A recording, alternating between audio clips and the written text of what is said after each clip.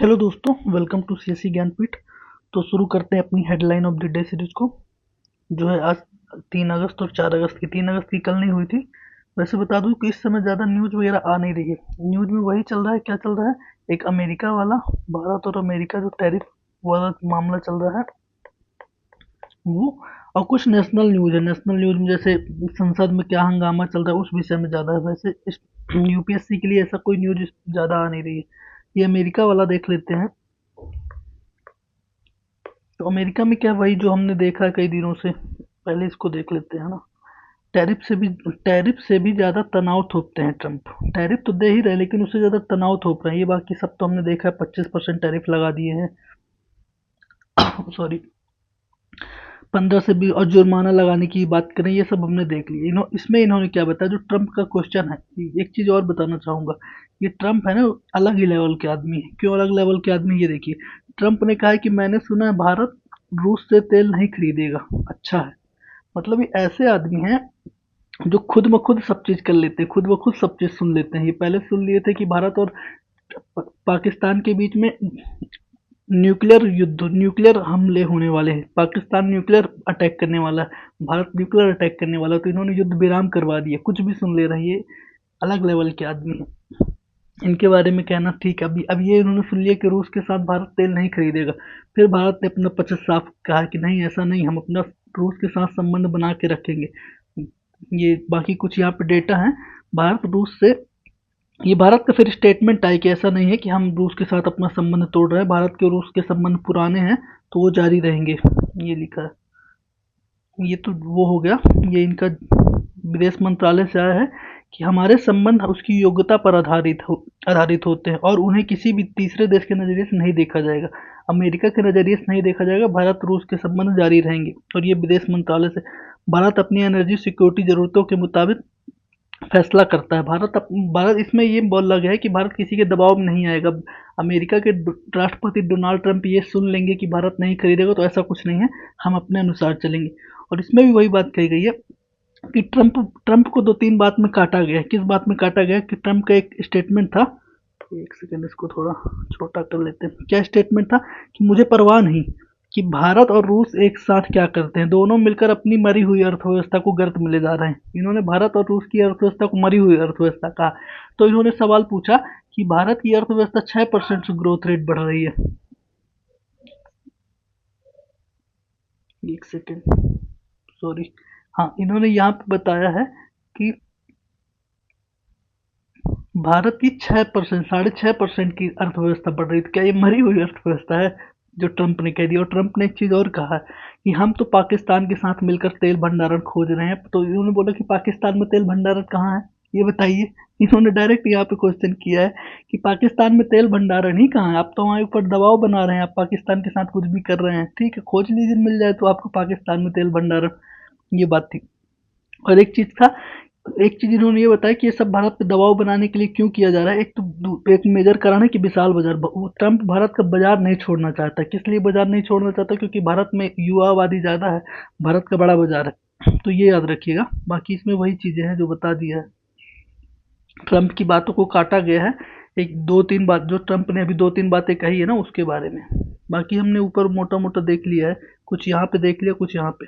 अब ये कुछ डेटा है। और बाकी ट्रंप के साथ काफ़ी लंबी वार्ता चल रही है, काफ़ी समय से। अब विदेश मंत्रालय से कुछ कुछ बोला जा रहा है, जैसे ये कि हम रूस के साथ अपना संबंध बना के रखेंगे। इसमें देखा हमने, इसमें तो ये भारत और रूस का संबंध अब थोड़ा सा गर्माहट में चल रहा है, तो इसको ध्यान रखना है। इस बार क्वेश्चन बन सकता है। बाकी भी बहुत सारे आर्टिकल भारत और रूस के, वो चाइना के संबंध में, वो सॉरी, भारत और यूएसए के संबंध में आ रहे हैं।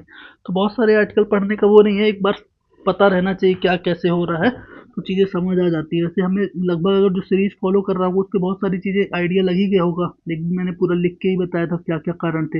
एक रूस वाला फैक्टर था, एक ब्रिक्स वाला मामला है, और अपनी जो अमेरिका के साथ अंतरिम समझौता है, तो उसमें दो चीज़ फंसा हुआ है, डेयरी उत्पाद और जीएम क्रॉप्स। अमेरिका चाहता है कि अपने डेयरी उत्पाद भारत के बाजारों में भेजे, लेकिन भारत ऐसा होने नहीं देगा, क्योंकि भारत ऐसा होगा तो भारत के किसानों को काफ़ी ज़्यादा नुकसान सहना पड़ेगा, क्योंकि अमेरिका वहाँ काफ़ी ज़्यादा टेक्नोलॉजी है, तो वहाँ डेयरी उत्पाद काफ़ी सस्ते बन जाते हैं। ये, अब इससे भारत को क्या नुकसान होगा, एक इसमें डेटा है, थोड़ा सा याद रखिएगा कि भारत में जो ये किसकी? स्मार्टफ़ोन की, है ना? स्मार्टफ़ोन की माँगे अमेरिका में बढ़ रही है भारत के स्मार्टफ़ोन की। पहले 13% थी, अब 44% हो गई है। और इसमें भी कुछ डेटा है। क्या डेटा है? कि भारत का निर्यात कैसे बढ़ रहा है। तो 2013-14 के मुताबिक 2023-24 में अमेरिका के साथ 67% की निर्यात वृद्धि हुई है। वस्तुओं के निर्यात में 39% वृद्धि हुई है, सेवाओं के निर्यात में 124% वृद्धि हुई है। ये डेटा है, कुछ इसको याद रखना है, कुछ कुछ डेटा याद रखना है, लिखने के काम आएंगे, क्योंकि भारत और रूस के अमेरिका के संबंध में क्वेश्चन पूछेगा। 2025 में पूछेगा, या फिर 2025 में नहीं पूछा तो 26 में पूछेगा ही पूछेगा। वैसे तो 25 में ही पूछ लेगा, देखते हैं अभी पेपर जब होगा तो। एक ही अच्छा आर्टिकल है, जो मतदाता सूचियों में घुसपैठ का मामला है। ये क्या मामला है घुसपैठ का? जो हमने जान ही रहे हैं कि बिहार में SIR हो रहा है, स्पेशल इंटेंसिव रिवीजन। तो उस वो सब इन्होंने एक बढ़िया तुलना की है। इन्होंने कई देशों की इसमें तुलना की है, उससे तुलना करके बताया है। देखिए, एक तो पहला वही बताया है कि लोकतंत्र जनतंत्र आधारशिला है, जिसमें निर्वाचन समय समय पे होना चाहिए और फ्री एंड फेयर इलेक्शन होना चाहिए। फ्री एंड फेयर इलेक्शन कौन करवाएगा? इलेक्शन कमीशन करवाएगा, शुरू में ये बताया। और फ्री एंड फेयर इलेक्शन होने के लिए क्या जरूरी है? कि हर व्यक्ति को, हर नागरिक को चुनाव देने का मौका मिले। स्वाभाविक सी बात है, तो जो स्पेशल इंटेंसिव रिवीजन हो रहा है उसमें यही चीज़ तो देखी जा रही है। तो इसके बारे में शुरू में ये बताया। फिर उन्होंने बताया कि ये है स्पेशल इंटेंसिव रिवीजन, वो हर जगह होता है। जैसे ये ऑस्ट्रेलिया, कनाडा, जर्मनी में केंद्रीय एजेंसियां करती हैं, और बहुत जगह स्थानीय स्वशासन द्वारा होता है। जैसे अमेरिका, ब्रिटेन में स्थानीय स्वशासन द्वारा होता है। तो पहले तो ये बात है, ये जब इसमें इस बार इलेक्शन कमीशन में क्वेश्चन आएगा या फिर स्पेशल इंटेंसिव रिवीजन में क्वेश्चन आएगा, तो ये लिखने के काम आएगा। और वैसे भी जनरली भी पता होना चाहिए ये सारी चीज़ें, एज अ UPSC एस्पेरेंट। तो अमेरिका में स्थानीय स्वशासन द्वारा होती है। और इन्होंने कुछ तुलना भी की है, कुछ डेटा दिया है कि भारत में मतदाता सूची में पिछले साल 96 करोड़ लोगों को शामिल किया गया था। एक बताया था ना, एक स्पेशल इंटेंसिव रिवीजन होता है, और एक एक होता है SSR, मतलब वार्षिक होता है। ये SSR वार्षिक होता है। वार्षिक क्या होता है? इसमें कितने लोग मृत्यु हुई, कितने लोग नए 18 वर्ष से अधिक हुए, उसको वो हर साल जोड़ा जाता है, जो कि ये जनवरी में होता है। दो और ये तीन, और ये मतलब स्पेशल इंटेंसिव रिवीजन 10 आमतौर पे 6-7 सालों में होता है। ये हर वर्ष नहीं होता, लेकिन ये जो SSR होता है वो हर वर्ष होता है। ये दोनों चीज़ याद रखना है।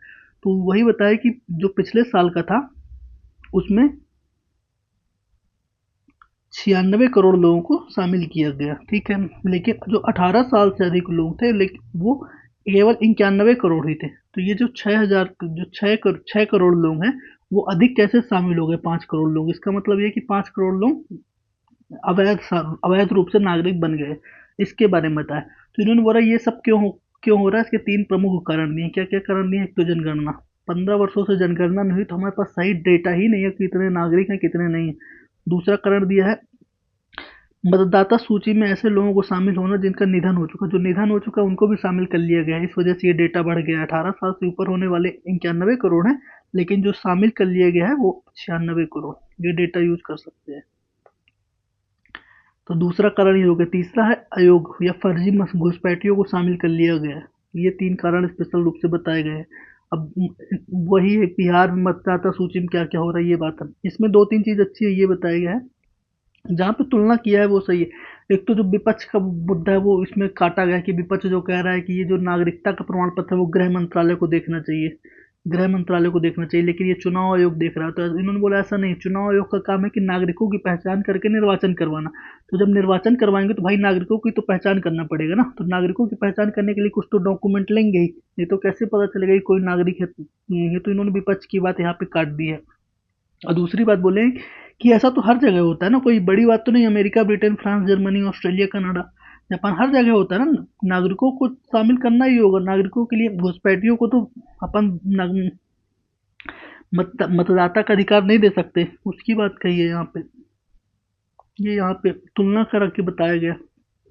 और ये पहली बार नहीं हो रहा है, ये भी बताया। जैसे हमने पहले ही बात किया था, ये 2003 में 2003 में स्पेशल इंटेंसिव रिवीजन एक बार हो चुका है, जो 10-12 सालों में होता रहना चाहिए। तो कई समय से नहीं होती है, तो होना चाहिए। बस इसके बारे में कहा। और एक चीज़ इसमें अच्छी, ये बाकी बिहार का मामला है, इसमें एक चीज़ अच्छी बताई गई है। इसमें 2 चीज़ अच्छे सजेशन दिए गए हैं, वो यहाँ पे हैं, इसको देखते हैं। ऑस्ट्रेलिया, कनाडा, जर्मनी में मतदाता सूची को अद्यतन करने के लिए निर्वाचन आयोग को पासपोर्ट, ड्राइविंग लाइसेंस, जन्म मृत्यु पंजीकरण, जन कल्याण जैसी नागरिकों के आंकड़ों के लिए एक एजेंसी से जोड़ा रखा है। मतलब क्या है ना, ये बताया है कि जो कनाडा, ऑस्ट्रेलिया, जर्मनी है ना, वहाँ पे एक अलग से एजेंसी बनाई गई है जिसमें नागरिकों को पहचान किया जाता है। किस आधार पे किया जाता है कि कितने लोग जन्म मृत्यु हुआ, कितने लोग ड्राइविंग लाइसेंस बनवाए, इस आधार पर नागरिकों की पहचान एक एजेंसी करती है। फिर जो चुनाव आयोग होता है वो इससे नागरिकों की पहचान करवा लेता है और फिर मतदाता सूची में नाम जोड़ देता है। ये काम यहाँ ये करता है, चुनाव आयोग नहीं करता नागरिकों की पहचान करना। भारत में क्या होता है कि नागरिकों की पहचान करना इलेक्शन कमीशन करता है और फिर मतदाता सूची में भी नाम जोड़ता है। लेकिन ये एक अच्छी चीज़ है कि एक अलग से एजेंसी बना दी जाए नागरिकों की पहचान के लिए, जिससे काम आसान हो जाएगा, इलेक्शन कमीशन का भी काम आसान हो जाएगा और चीज़ें भी सही तरीके से होंगी। और जो इलेक्शन कमीशन में समय समय पर विवाद उठते रहते हैं कि घुसपैठियों को शामिल कर लिया, अवैध मतदाताओं को शामिल कर लिया, फर्जी मतदाताओं को शामिल कर लिया, ये सब आरोप नहीं लगेंगे। ये एक अच्छा सुझाव है। ये कहाँ कहाँ होता है? ऑस्ट्रेलिया, कनाडा, जर्मनी में। ये सजेशंस लिखने में काम आएंगे। और एक और सजेशंस है, उसको देखते हैं, ये भी बढ़िया है। क्या है ये सजेशन? ये नॉर्वे, स्विट्जरलैंड में होता है। स्वीडन, फिनलैंड, नीदरलैंड में होता है सजेशन। ये क्या है? राष्ट्रीय नागरिकता रजिस्टर। ये क्या होता है, इसको देखते हैं। इन्होंने बोला है कि एक रजिस्टर मेंटेन करना चाहिए जिसमें सभी नागरिकों का डेटा हो, जो राष्ट्रीय स्तर पर हो, केंद्रीय स्तर पर हो, राज्य स्तर पर नहीं, केंद्रीय स्तर पर। वैसे भी नागरिकता प्रमाणन याद रखिएगा, नागरिकता यूनियन लिस्ट का पार्ट है, स्टेट लिस्ट का पार्ट नहीं है। यूनियन लिस्ट 7th शेड्यूल में है ना, स्टेट लिस्ट का पार्ट नहीं है। ये इतना याद रखना, ये कभी भी पूछ सकता है प्रीलिम्स में कि नागरिकता राज्य सूची में शामिल है, ऐसा नहीं है, केंद्रीय सूची बस में शामिल है। ये प्रीलिम्स का क्वेश्चन है। तो इन्होंने क्या किया, यहाँ पे क्या होता है कि एक राष्ट्रीय नागरिकता रजिस्टर बनाया गया है। इसमें क्या होता है कि सारे नागरिकों का रजिस्टर बना लिया, सारे नागरिकों का नाम पंजीकरण कर लिया। अब क्या होगा कि जो भी घुसपैठिए शामिल होंगे उनका अलग से पता चल जाएगा, इससे मैच कर लो जब भी कभी चेक करना हो तो। बस इसलिए। और ये सजेशंस भी इन्होंने ये दो चीज़ लिखी है। एक नागरिकता रजिस्टर तैयार किया जाना चाहिए और एक एजेंसी के रूप में एजेंसी बनाई जानी चाहिए। बस ये था इसमें। ये थोड़ा एक अच्छा आर्टिकल है, इसको पढ़ लीजिएगा। थोड़ा बढ़िया से इलेक्शन कमीशन के बारे में जब लिखना होगा कभी मेंस में, काफ़ी अच्छा काम हो जाएगा, तुलना उलना करके बढ़िया से। तो देखते हैं अब आगे। एक ये है, ये कल का आर्टिकल है, कल वाला है, 23 तारीख का, ओ सॉरी 3 तारीख का। इसमें ये किस विषय में है? जो झलवाड़ा में भी स्कूल कांड हुआ, स्कूल गिर गई जिससे कई बच्चों की मृत्यु हो गई, उस बारे में इन्होंने बताया। ये एनडीए है ना, नेशनल डिजास्टर मैनेजमेंट अथॉरिटी, इसके प्रमुख रह चुके हैं ये सर। तो उन्होंने बताया, राजेंद्र सिंह नाम है इनका, नेशनल डिजास्टर मैनेजमेंट अथॉरिटी के प्रमुख रह चुके हैं और भारतीय तटरक्षक बल के भी महानिदेशक रह चुके हैं। तो इन्होंने बताया कि ये जो राजस्थान का है, तो इन्होंने बोला पहले तो आपदा 2 तरह की होती है। इनसे क्वेश्चन किए गए हैं, एक सेकेंड। क्या क्वेश्चन किया गया कि राजस्थान में जो स्कूल पर छत गिरना, वो किस श्रेणी की आपदा है? तो इन्होंने बोले आपदा 2 श्रेणी की होती है। ये याद रखिए कि ये आर्टिकल डिजास्टर मैनेजमेंट वालों के लिए बढ़िया है। एक बार ये आर्टिकल पढ़ लेंगे ना तो डिजास्टर मैनेजमेंट का कंटेंट सही हो जाएगा। तो पहले तो यही बताया कि डिजास्टर 2 तरह की होती है। कौन कौन सी? एक प्राकृतिक होती है, प्राकृतिक आपदा, एक होती है मानव निर्मित आपदा। प्राकृतिक आपदाएं कौन सी होती है? वही चक्रवात, भूस्खलन, तूफान, सुनामी, भूकंप। ये प्राकृतिक होगी। मानव निर्मित कौन सी होती है? रासायनिक रिसाव हो जाना, बिल्डिंग का गिर जाना, स्कूल का गिर जाना, औद्योगिक दुर्घटनाएं, ये सब कृत्रिम होती हैं, आर्टिफिशियल डिजास्टर होती हैं। तो इन्होंने बोला जो झलवाड़ा में हुआ है वो आर्टिफिशियल है, मतलब मानव निर्मित आपदा है, नेचुरल डिजास्टर नहीं है। अब और इससे यहाँ पे कई सवाल किए गए हैं। तो ये क्यों हुआ, कैसे हुआ और इसके क्या क्या उपाय होंगे और कब? जो एक रिपोर्ट मांग है ना झलवाड़ा प्रशासन से, वो रिपोर्ट कब तक आएगी? तो उन्होंने बोला अभी जो अगस्त में फर्स्ट या सेकेंड वीक तक रिपोर्ट आ जाएगी, फिर उसके बाद पता चलेगा। और फिर शिक्षा मंत्रालय का क्या रोल है, तो कार्य योजना, ये सब। लेकिन इसमें एक चीज़ अच्छी बात है, ये इन्होंने कारण बढ़िया बताए। कारण में सबसे इम्पोर्टेंट बताया इन्होंने, एक समन्वय की कमी होना। जमीनी स्तर पर समन्वय नहीं होता।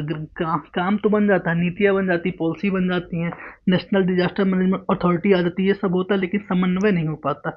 इस वजह से जमीनी स्तर पर काम नहीं होता और बिल्डिंगें गिरती रहती हैं। तो इसका उपाय बताएं, एक समन्वित पोर्टल बनाना, विभागों के बीच एक समन्वय का पोर्टल बनाने की बात सिफारिश की गई है, ये याद रखना है। और इसमें और बाकी टेक्नोलॉजी का उपयोग करके कैसे किया जा सकता है, ये सारी चीज़ें बताई हैं। ये सैटेलाइट वगैरह का एक सॉरी